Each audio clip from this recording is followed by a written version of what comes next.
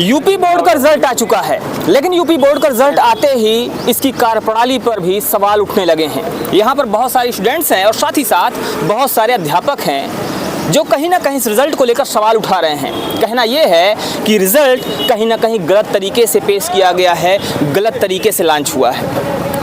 कारण ये है कि बहुत सारे विद्यार्थियों का फेल हो जाना।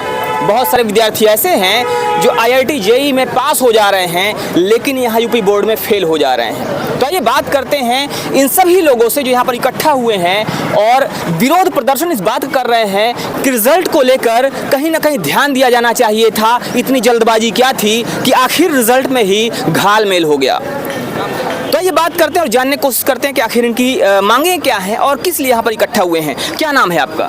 मेरा नाम किशन पांडे है और मैं फिजिक्स वाला में फिजिक्स पढ़ाता हूँ। आखिर आप लोग आज यहाँ पर माध्यमिक शिक्षा परिषद के गेट के सामने इकट्ठा हुए हैं, क्या वजह है और किस लिए आप लोग यहाँ पर आज ये पूरे विद्यार्थियों के साथ आए हुए हैं? मैं विद्यार्थी थोड़ा सा बस मिलने आ गए हमसे और बेसिकली मैं उत्तर प्रदेश माध्यमिक शिक्षा परिषद का अभी रिजल्ट घोषित हुआ है और परिणाम आने के बाद ऐसे लाखों बच्चे, हज़ारों बच्चे हैं जिन्होंने हमें कमेंट्स किया, जिन बच्चों को हम पढ़ाते हैं ऑनलाइन शिक्षा के माध्यम से।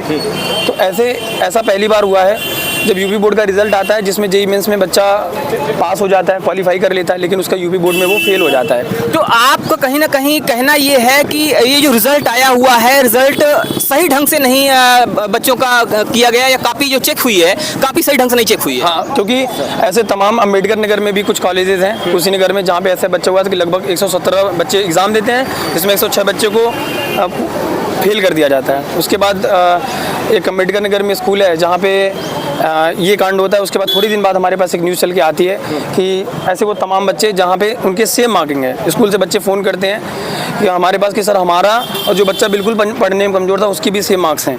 ऐसे 70% बच्चों के सेम मार्क्स सेम सब्जेक्ट में कैसे हो सकते हैं? तो आरोप ये है कि बहुत सारे बच्चों के सेम मार्क्स हैं। आरोप ये भी है कि बहुत सारे बच्चे ऐसे हैं जो IIT में पास हो जाते हैं लेकिन यूपी बोर्ड में फेल हो जाते हैं। आइए जानने की कोशिश करते हैं कुछ और विद्यार्थियों से जो यहाँ पर आए हुए हैं, उनसे जानते हैं कि आखिर यहाँ पर क्यों आए हैं, किस लिए आए हैं। क्या नाम है आपका? संदीप यादव नाम है मेरा। संदीप जी, कहाँ से आते हैं आप? सर हम प्रयागराज से ही हैं। आज आप यहाँ पर आए हुए हैं और ये माध्यमिक शिक्षा परिषद है पीछे जी सर। तो क्या वजह है, आखिर कौन सी ऐसी असंतुष्टि है जिसकी वजह से आपको यहाँ पे आना पड़ा? सर जिस तरह मेहनत की है उस हिसाब से नंबर नहीं मिला सर। किस सब्जेक्ट को लेकर आपको समस्या आ रही है? मैथ और फिजिक्स। मैथ और फिजिक्स को लेकर समस्या है। आप कहाँ से हैं और क्या नाम है आपका? सर मैं कौशाम्बी से हूँ सर, जितेंद्र प्रजापति मेरा नाम जी।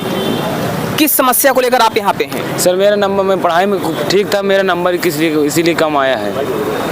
किस सब्जेक्ट में आपको नंबर कम मिले हैं और क्यों लगता है आपको कि इसमें कुछ गड़बड़ी की गई है? सर मेरे फिजिक्स और केमिस्ट्री में गड़बड़ी की गई, इसीलिए मैं पढ़ने में ठीक था, इसीलिए अब की बार इस बार पहली बार हुआ है इस तरह। कितने मार्क्स फिजिक्स में और कितने मार्क्स केमिस्ट्री में हैं आपके? सर मेरा फिजिक्स में 26 है, केमिस्ट्री में 28 है।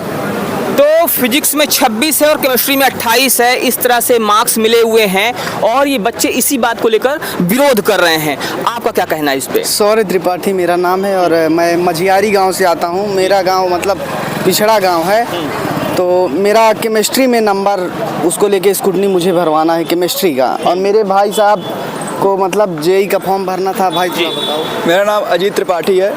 मैं JEE मेंस के लिए फॉर्म भरने की वो था। मेरा फिजिक्स में नंबर और केमिस्ट्री में जो मैं पेपर देख रहा था तो मुझे लगा था कि मेरा 95 प्लस नंबर होगा, लेकिन मैंने जब रिजल्ट देखा तो मुझे बहुत दुख हुआ क्योंकि मेरा नंबर 70 में आकर रुक गया है। तो जब एग्ज़ाम दिया था तो उम्मीद ये कि 95 प्लस होगा या 90 प्लस होगा, लेकिन जब रिज़ल्ट आता है तो 70 के आसपास ही रह जाता है। और यही वो चीज़ है जो विद्यार्थियों को कहीं ना कहीं अंदर तक परेशान कर रही है कि आखिर ऐसा क्यों हुआ। जब हमने मेहनत किया था तो मेहनत के अनुसार परिणाम क्यों नहीं मिले। आपका क्या कहना है इस पर?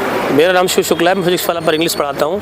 काफ़ी बच्चों के मैसेजेज और फ़ोन्स आ रहे हैं कि सर मेरे मार्क्स बहुत कम हैं, और ज़्यादातर बच्चों का कंसर्न ये है कि जो स्कूटनी की फ़ीस रखी गई वो काफ़ी ज़्यादा है, क्योंकि जो बच्चे गवर्नमेंट स्कूल में पढ़ते हैं उनकी फ़ीस बहुत कम होती है, और अगर उनको 3 सब्जेक्ट की कॉपी नहीं चेक कराए स्कूटनी का 1500 फीस आती है। सचिव जी से क्या कहना चाहेंगे इस मुद्दे को लेकर? सचिव जी बस हम मिलेंगे तो शांतिपूर्वक उनसे अपनी बात करना चाहते हैं कि एक बार इस पर वो अमल करें और जो बच्चों की समस्याएं उन पर दोबारा सोचने की कोशिश करें। अगर मान लीजिए उनका कहना ये है कि नहीं, कापियाँ सारी सही चेक हुई हैं और उसमें कोई ऐसी चीज़ नहीं है, उसके बाद आपका स्टेप क्या होगा?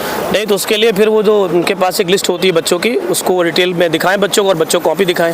हमारा कहने का मतलब ये है कि सिर्फ एक बच्चे की बात होती, आपके पीछे अभी हज़ारों की संख्या की भीड़ दिख रही होगी, सिर्फ एक बच्चे की बात होती तो हमें आवाज़ उठाने की ज़रूरत नहीं थी। और मैं आपको बताया ना, पिछले 8 सालों से मैं पढ़ा रहा हूँ बच्चों को। ऐसा पहली बार हुआ जैसे लाखों बच्चों का भविष्य ऐसे हुआ है। हम कह रहे हैं कि अगर सचिव जी का कहना है कि कॉपी सारे प्रणाली सही की गई है, कॉपी दिखा दे बच्चों की। ठीक है, उन्होंने एक प्रणाली और भी यूपी उत्तर प्रदेश माध्यमिक शिक्षा ने ये बनाई है कि भैया आप स्कूटनी का फॉर्म डालो, उसी के थ्रू आओ। हम कहते हैं कि जो प्रणाली बनाई गई है उस प्रणाली में इतना दिन क्यों लग रहा है, उस जो कार्यविधि उसको कम किया जाए, जल्दी से जल्दी बच्चों की डिमांड की जाए, क्योंकि ये लाखों बच्चों का भविष्य क्या ये 15 दिन वेट करें, अगर कल किसी बच्चे को कुछ हो जाता है उसका जिम्मेदार कौन होगा? तो कहना यह है कि यहाँ पर लाखों बच्चों का भविष्य अटका हुआ है और जो ये लंबी प्रक्रिया है, इस प्रक्रिया को छोटा किया जाना चाहिए, जिससे जो विद्यार्थी हैं वो आगे बढ़ सकें, उनकी जो परेशानियाँ हैं वो जल्दी से जल्दी दूर हो सकें। बने रहिए हमारे साथ खबरों का अपडेट के लिए। जय हिंद।